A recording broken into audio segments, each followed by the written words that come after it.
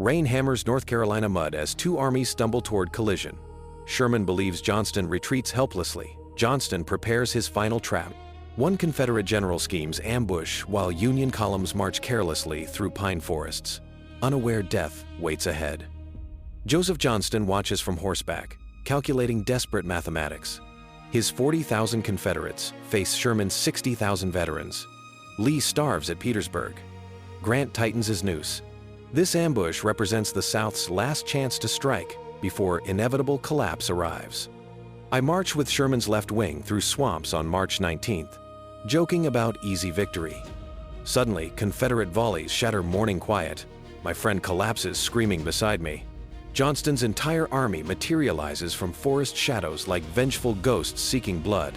Henry Slocum commands the surprised wing, desperately rallying panicked troops under withering fire. His men fall back through briars and creeks. Confederate battle lines surge forward with rebel yells echoing through smoke. Will Sherman's reinforcements arrive before Johnston crushes this isolated corps completely? Johnston rides behind attacking lines, urging commanders forward. His veterans push Yankees back mile after mile. For hours, Confederate momentum builds. Officers believe breakthrough approaches. Then couriers bring devastating news. Sherman's main body marches rapidly toward battle. Victory evaporates like morning dew. You crouch behind log breastworks as young Confederate William Calder, ramming cartridges with trembling fingers. Your regiment charged gloriously at dawn. Now, Federal reinforcements arrive endlessly. Blue masses deploy across fields before you. We cannot win, you whisper, reloading mechanically, knowing truth. Sherman reaches Bentonville by afternoon, assessing Confederate positions with experienced eyes. His subordinates urge immediate counterattack to crush Johnston completely. Sherman hesitates. Supply lines stretch dangerously thin. One reckless assault could waste thousands of lives unnecessarily. Caution wars against aggressive instinct within him. Night falls on March 19th, with armies glaring across bloodied ground. Campfires flicker between opposing lines. Wounded men cry for water in darkness. Johnston knows dawn brings impossible odds. His staff urges retreat while escape routes remain open. Abandoning battlefield means admitting final defeat. Confederate General William Hardee mourns privately in his tent. His 16-year-old son Willie died charging Union positions months earlier at this war's futile end. Now Hardee commands men in another hopeless battle. He writes orders mechanically, heart already broken beyond any repair by loss. March 20th dawns with Confederate earthworks strengthened overnight. Sherman probes defenses cautiously, refusing headlong assault. Both commanders maneuver carefully like chess masters playing final moves. Skirmish fire crackles constantly. Artillery duels shake ground. Neither side gains advantage. Tension builds unbearably toward inevitable climax. Union soldier Joshua Palmer writes home between skirmishes. We face Johnston's entire army here. Officers say victory comes soon. I fear many good men will die proving that truth. Mother, if this letter reaches you and I do not, remember me kindly always. Johnston's engineers construct fallback positions after dark. Commanders understand reality. Confederate army must withdraw or face annihilation. Yet Johnston refuses retreat while darkness protects movement.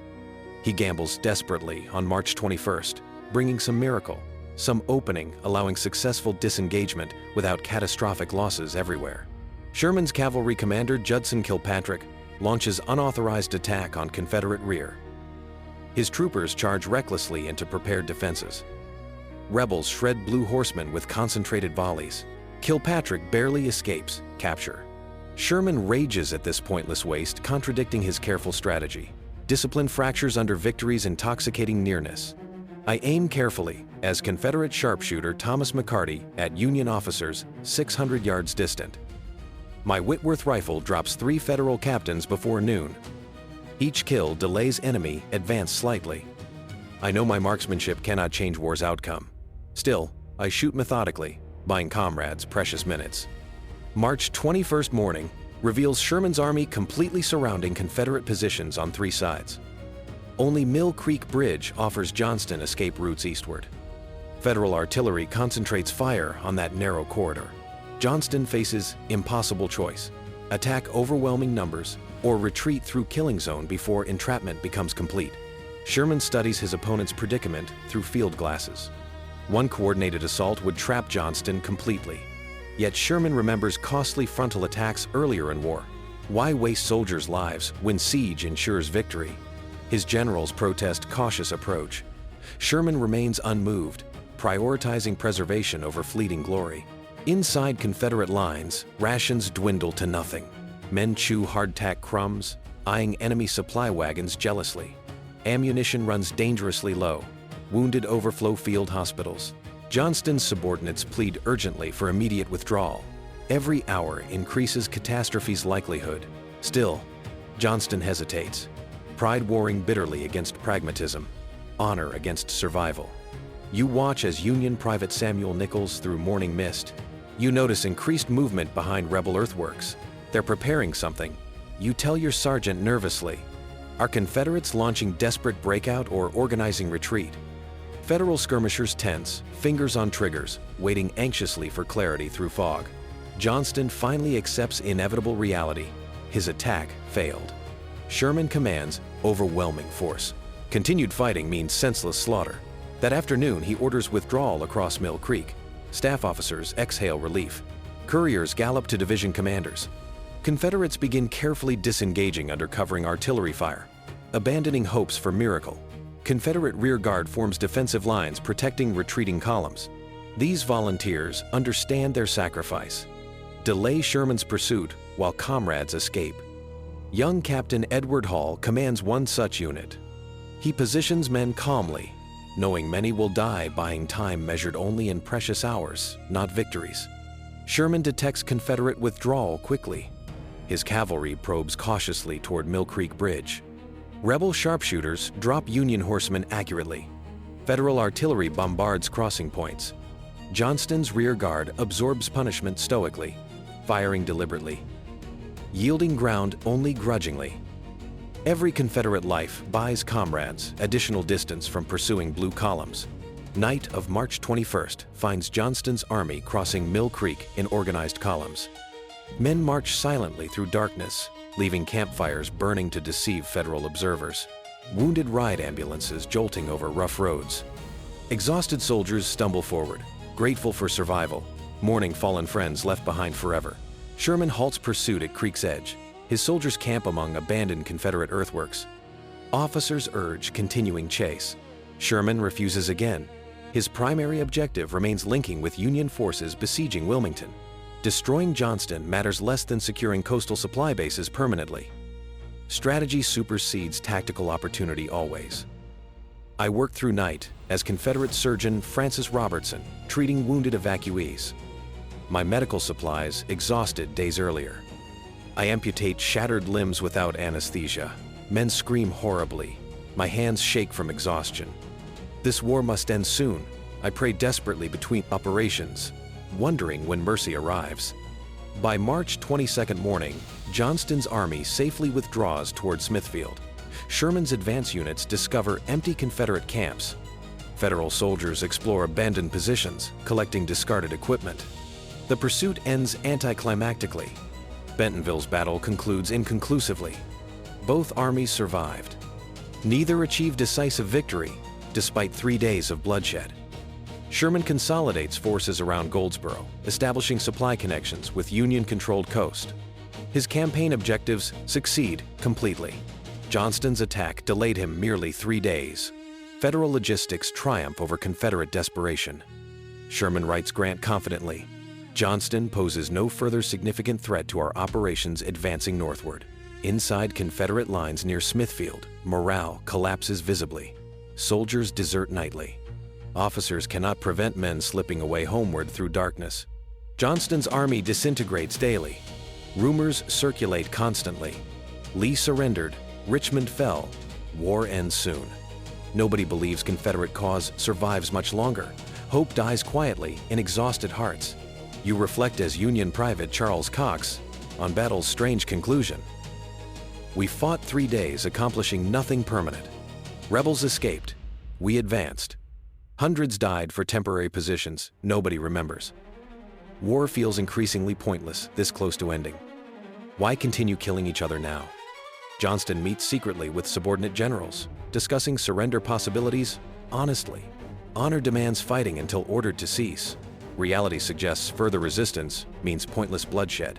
Confederate government in Richmond remains silent. Communication breaks down completely. Field commanders face terrible decisions without political guidance from vanished leadership. Sherman's soldiers celebrate avoided casualties around campfires. They anticipated bloody assault costing thousands of lives. Instead, Johnston withdrew intelligently. Veterans appreciate enemy commanders' wisdom, sparing unnecessary slaughter. Strange respect develops between opponents recognizing war's approaching end, seeing humanity beyond uniforms finally. Confederate cavalryman Robert Moore writes his wife from Smithfield, "We fought bravely at Bentonville. Sherman proved too strong. Our cause seems lost forever. I pray for honorable peace soon. Tell children their father fought well, even in defeat, maintaining dignity." Sherman observes civilians returning to battle-scarred Bentonville area cautiously. Families search ruins for salvageable possessions. Children play among abandoned earthworks innocently. War's devastation spreads beyond soldiers to innocent populations suffering equally. Sherman feels complex emotions: pride in military success, sadness for destruction, relief that conclusion approaches rapidly. Johnston's intelligence officers report Lee's Petersburg lines collapsing catastrophically. Richmond's fall becomes imminent. Confederate government prepares evacuation desperately. This news reaches field commanders by late March. Johnston realizes his army's sacrifices at Bentonville changed nothing strategically. Despair settles over remaining Confederate forces like suffocating fog. Union quartermaster units distribute fresh supplies to Sherman's army generously. Soldiers receive new uniforms, full rations, abundant ammunition. This material superiority demonstrates North's overwhelming industrial advantage clearly. Confederate forces scavenged desperately for basic necessities.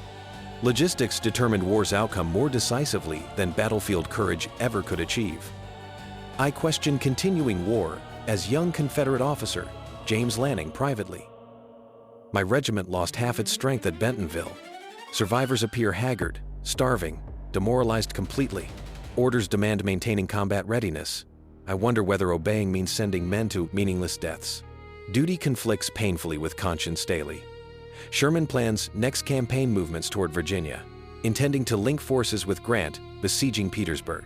Bentonville delayed him slightly, but disrupted nothing substantially. His strategic vision extends beyond individual battles toward war's comprehensive conclusion. Johnston's tactical skill could not overcome this operational superiority backed by Northern industrial might. Confederate chaplain Samuel McKinney conducts burial services for Bentonville's dead solemnly. He speaks familiar words over fresh graves. Young faces stare upward eternally. McKinney's faith wavers privately. What God permits such suffering? Why do good men die defending doomed causes? Questions haunt him nightly, without answers. News of Bentonville reaches Northern newspapers within days. Journalists portray battle as significant Union victory confidently. Public opinion demands war's rapid conclusion. Political pressure mounts on Confederate leadership to negotiate surrender terms immediately. Military defeats translate into diplomatic reality. Johnston's position becomes increasingly untenable with each passing day. Sherman writes his wife describing Bentonville's aftermath thoughtfully. Johnston fought skillfully with inferior forces. He delayed us briefly, but could not prevent our advance. This war concludes inevitably now. I long for peace and home more than glory.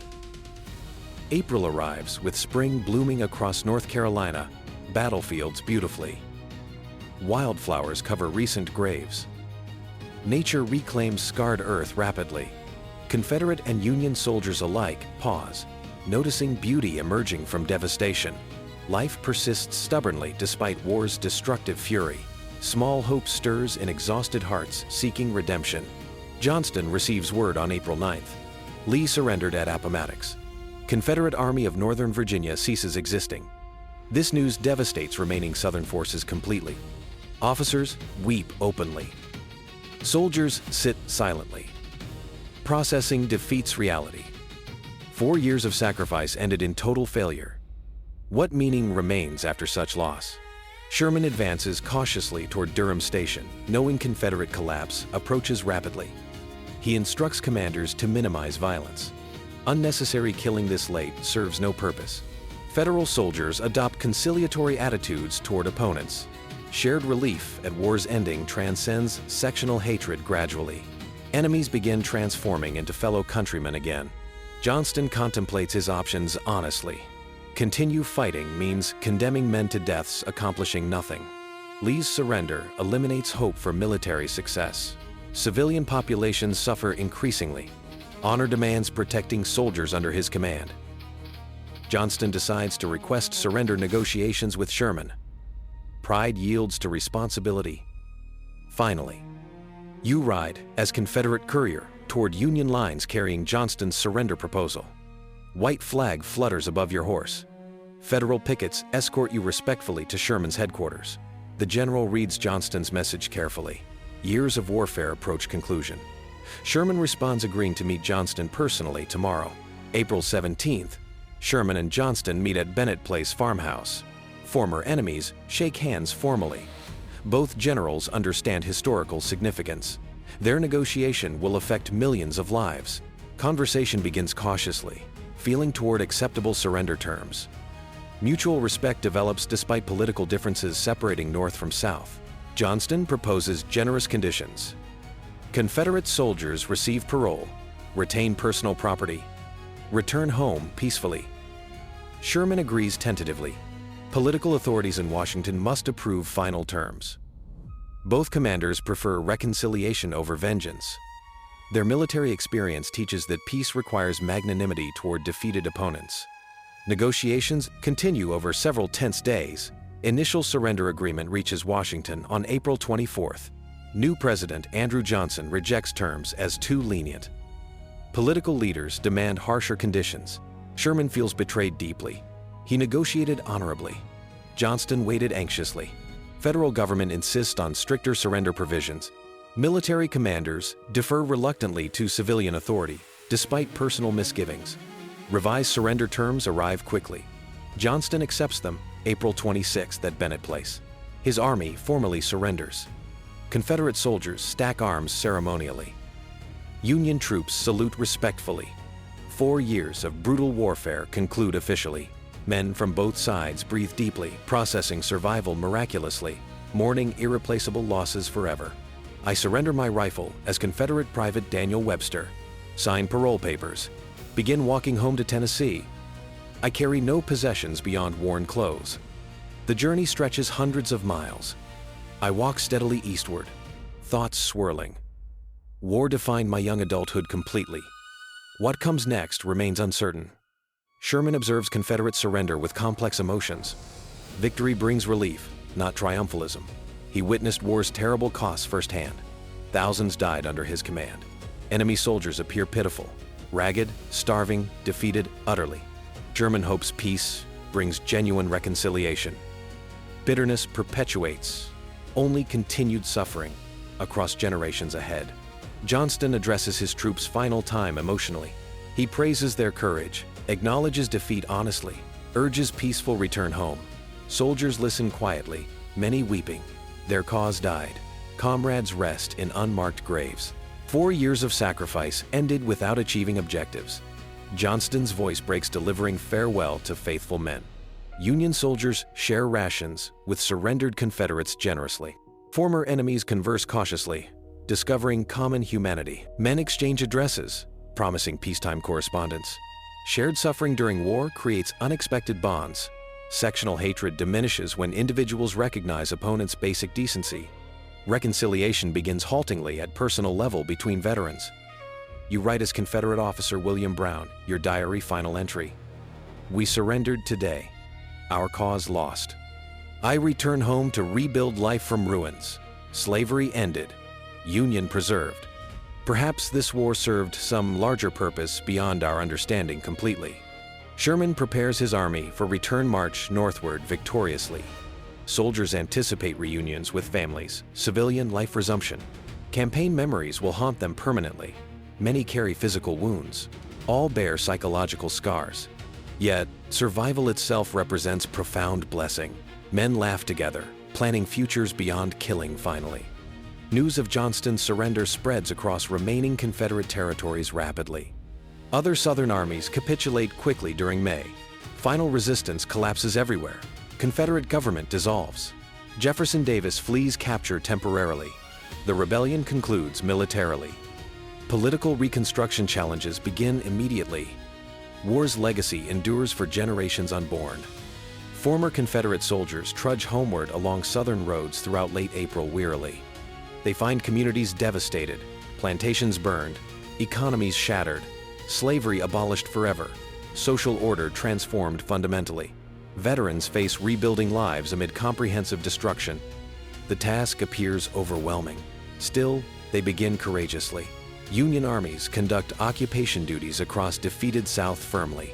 Sherman's veterans behave generally respectfully toward civilians. Some soldiers abuse power. Most simply want returning home. Military government establishes order temporarily. Political questions about Reconstruction remain unresolved. Federal presence continues indefinitely, ensuring Union victory's permanence. Bentonville battlefield gradually returns to agricultural use peacefully. Farmers plow over earthworks. Bullets and bones emerge from soil periodically. Local residents memorialize battle through stories passed between generations. Physical scars heal slowly. Psychological wounds persist longer. History remembers Johnston's desperate gamble, Sherman's methodical victory clearly. Sherman reflects privately on war's meaning months later. He commanded armies destroying Southern infrastructure systematically. Thousands died under his orders, yet Union survived. Slavery ended. Perhaps terrible means served necessary ends. Moral certainty proves elusive. Sherman's conscience wrestles perpetually with contradictions without resolution. Former enemies meet occasionally in post-war years, awkwardly. Veterans organizations include both Union and Confederate members eventually. Old soldiers share memories, finding common ground in survival. Political reconciliation progresses unevenly. Social healing requires decades. Bentonville represents one small episode in immense tragedy transforming the nation permanently. Historians debate Bentonville's significance endlessly. Did Johnston's attack accomplish anything strategically? Could different tactics have altered outcomes? Sherman's caution prevented decisive victory but minimized casualties. Counterfactuals multiply without resolution. Ultimately, battle demonstrated Confederate military skill could not overcome Union material superiority. You walk Bentonville battlefield as modern visitor, now peaceful park preserving history. Interpretive markers explain troop movements. Tourists photograph monuments. Children play on ancient earthworks, unaware of violence occurring there. Memory fades gradually. Each generation understands war's lessons less directly. History becomes abstraction. Yet Bentonville's lessons remain relevant. Courage exists on both sides of conflicts. Wise leaders minimize unnecessary bloodshed. Wars end eventually. Reconciliation becomes possible after hatred. Veterans deserve honor regardless of cause. These truths transcend specific historical circumstances. Understanding promotes compassion across divides. The battle's human cost demands remembrance. Over 4,000 soldiers fell as casualties during 3 days fighting. Each represented individual with hopes, fears, families. Their sacrifices purchased outcomes they never witnessed. Modern prosperity rests partly on their suffering. Gratitude requires preserving their memory faithfully. March 19th to 21st, 1865. Johnston's desperate strike delayed Sherman briefly. Bentonville changed nothing strategically, but symbolized Confederacy's final military effort before collapse. Brave men fought skillfully for doomed cause. War concluded inevitably soon after. Their courage deserves remembering. Their suffering warns against repeating history's mistakes.